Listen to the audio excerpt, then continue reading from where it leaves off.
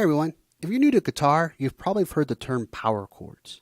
And that's what I just want to talk about, the four different power chords you can play. They're real simple.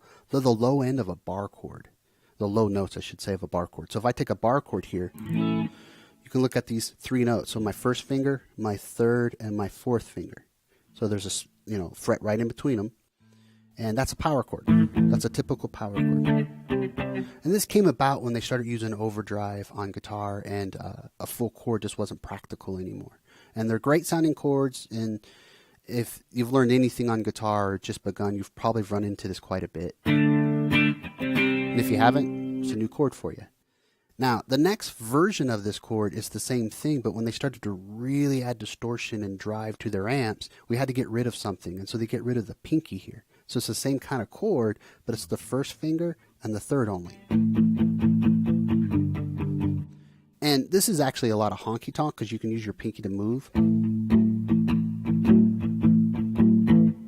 So it's a great chord to kind of mess around with. And a little easier for people who are just learning without adding the pinky.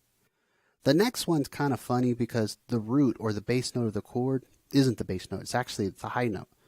So this is a D and this is an A. So this is a D power chord. So this is the root of the chord.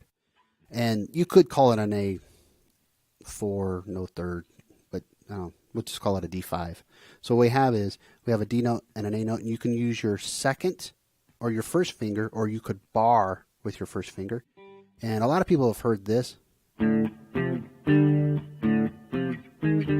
That's a pretty common song, and it's that little power chord that makes that.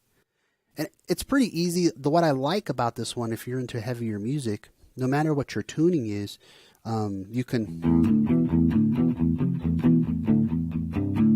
kind of use a double note in there and get cool sounds with that. Then the last one is a little thicker, and it's combining the first one and this last one I just showed you.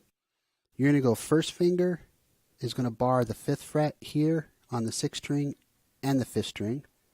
Then your third finger and your 4th. So it's a 4-string power chord. And it gives a nice thick sound.